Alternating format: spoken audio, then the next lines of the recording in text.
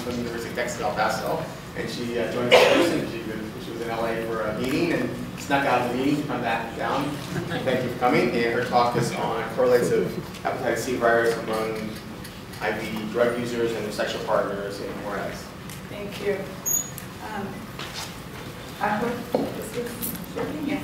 Okay. So thank you for allowing me to be here and sharing my work. I'm coming, like you said, from El Paso on behalf of a team, and they will be teleconferencing later today, talking about our program, Vulnerability Issues and Drug Abuse. And so it's a multidisciplinary group on the campus to address substance abuse on the border region, on the U.S.-Mexico border region. So what I'm planning to present is a study that looked at the correlates of hepatitis C among drug users and their sex partners who are not injecting drugs or using drugs. So I wanted to start off with a picture of where we are located. UTEP is right here. This oops. These are the rooftops. The red rooftops make it easy to find us. And right here is the border. And then here is Mexico or Ciudad Juarez. So the proximity to the border is not like most places. Like if you go to San Diego, you could be in many parts of San Diego and not realize you're very close to the border. There, you're right there. You see Mexico every day when you go to work. So it's proximity is something I wanted to share with you. Now the region is actually Ciudad Juarez and El Paso is right in the middle of the U.S.-Mexico border. And it divides two countries, but it also divides three states. So New Mexico, Texas, and then Chihuahua, which is the state of Mexico. And so there's a lot of mobility, and the population is kind of binational to some degree.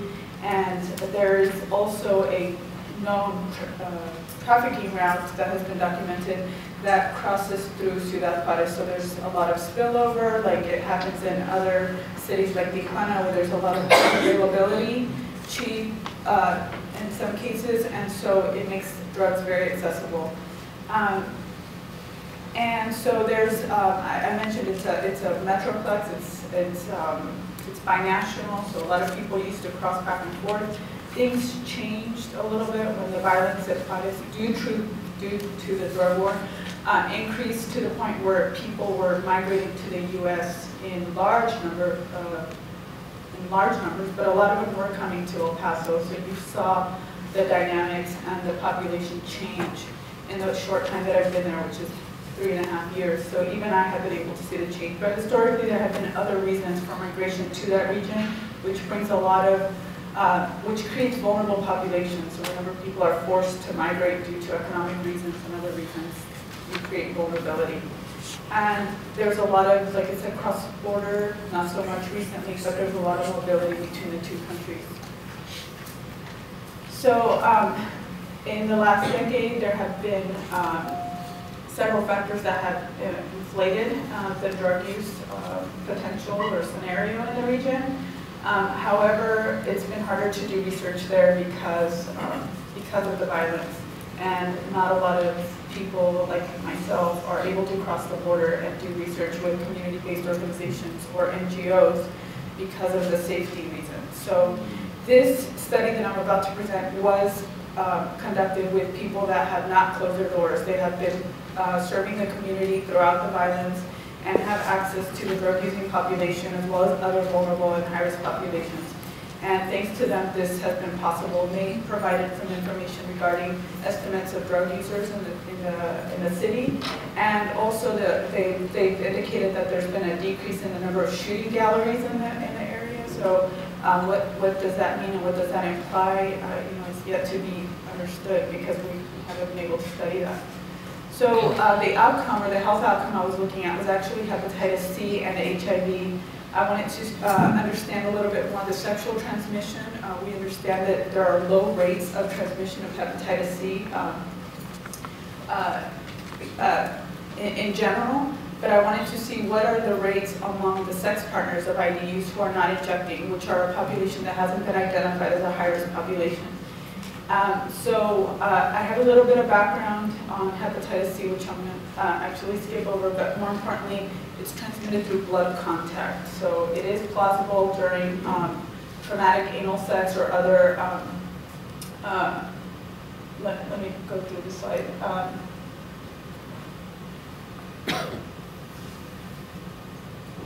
Okay, I don't have that. So a problem in general also is in the United States is that a lot of people have hepatitis C, they don't know they have it, and they don't know they have it for a long time.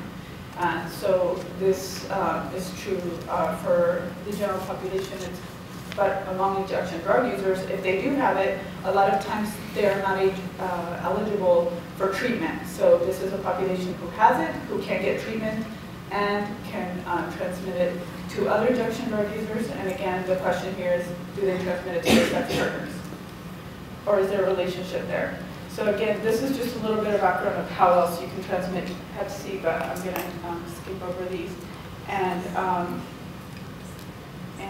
go into the slide on sexual transmission. So little has been documented in terms of sexual transmission and is contradictory. So in terms of what exactly is it that makes it risky or that enables the transmission.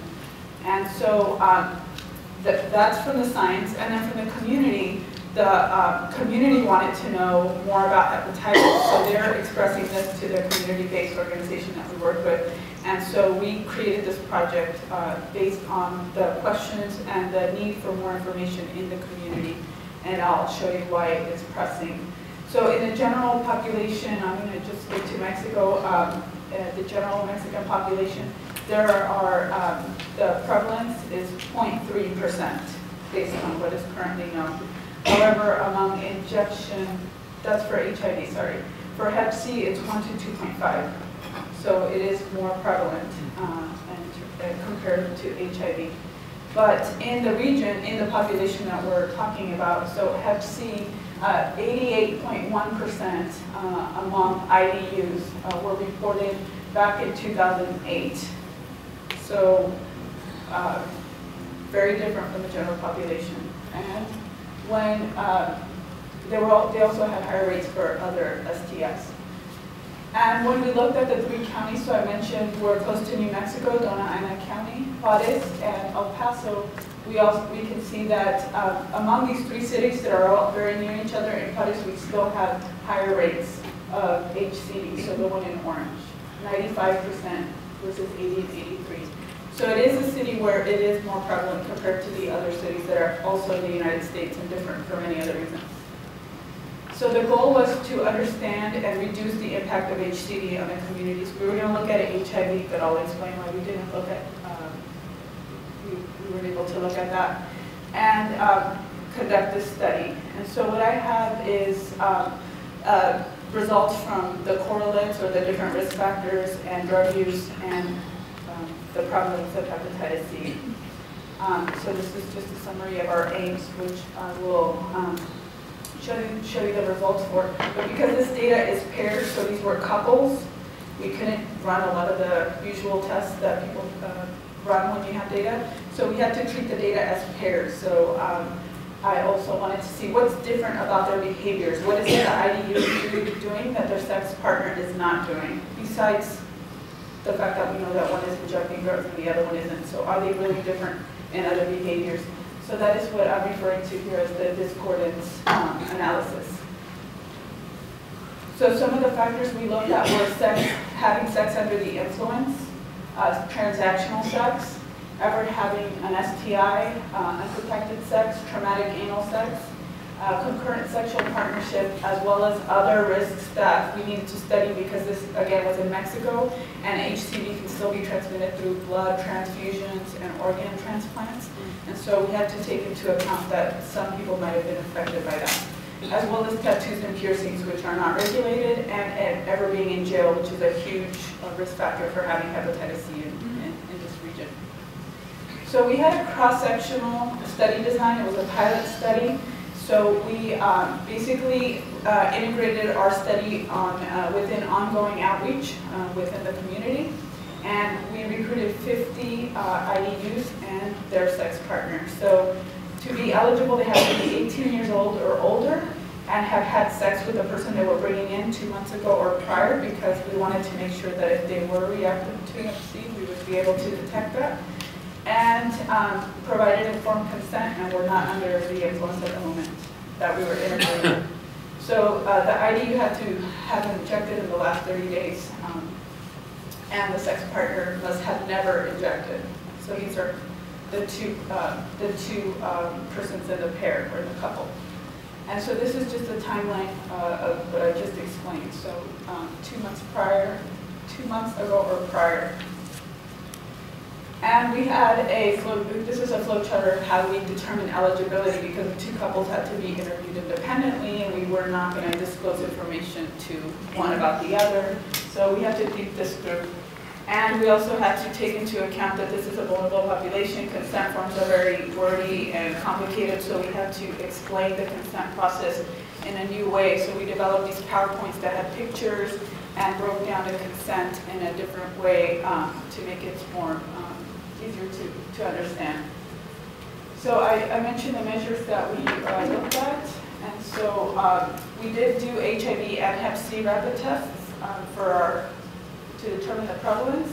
And we also had a harm reduction component. The outreach workers, like I said, they are doing work with the community ongoing, and so we gave information. And so quickly, there was a team, it's binational, included students and outreach workers. And I'm going to the analysis. So primarily we had 70% were male IDUs with female couples, and then the rest were variations of couples, different types of couples. Most of all the IDUs were injecting, but 14% of the partners were also using drugs, other drugs, not injecting them. So this is just a breakdown of all the different drugs that we asked about. The risk factors that we looked at, sex under the influence, those did vary by the two partners as well as how many other sex partners that they had. I had mentioned that for IDUs, the range is 96 to 87, so it's pretty comparable to what we already know is happening to IDUs in Chihuahua. However, in the general populations, sex partners haven't been studied. So in the general population, we have 1 to 2.5% of Hep C, and the sex partners had 18%. So we have 6 to 18 times more Hep C in the sex partners of IDUs. Now, why is that? We collected data on different risk factors and drug use. However, we're not able to do a full analysis because we only have 50 couples. So the best we can do with this data is do discordance. And what is different about them? What is significantly different about them? And we found that the partners are having more sex under the influence. So the IDUs, so in blue, they're having more sex under the influence. They have been in jail more than their sex partners and have more tattoos than their sex partners. All those are risk factors for Hep C. So this is just a profile. It's a beginning look, or a first snapshot of this population. And I know I'm completely out of time, but there's a lot of problems with this sample. It's very small. However, I think it's opening up an opportunity to identify a new group of risk factors for those people that are doing outreach and including HCV testing to bring the partner of the person who's infected, and including IDUs. They may be eligible for treatment, whereas in many cases the IDU is not for various reasons.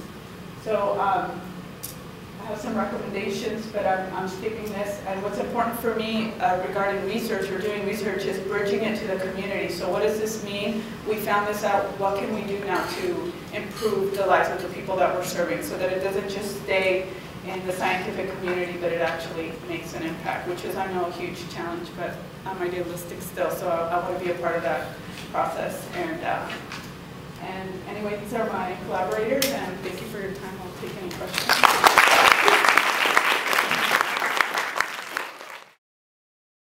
So we have the border region, or people who are studying in Mexico, we have that hard case to make.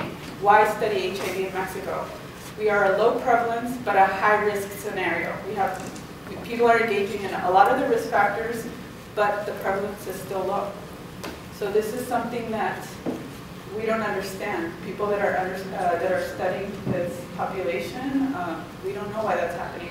So it makes it difficult for us to get funding sometimes, because it's like, you don't have HIV in El Paso, you don't have HIV in the border region. No, but look at all the risk factors that we do have. So when the epidemic hits, that's an indication of how quickly it's going to affect the community. So it's prevention, and it's hard to sell prevention, but really what we're seeing is that we're low prevalence, high risk. So I don't have an answer for that either. Thank you for your questions that I can't answer. Thank you. Thank you.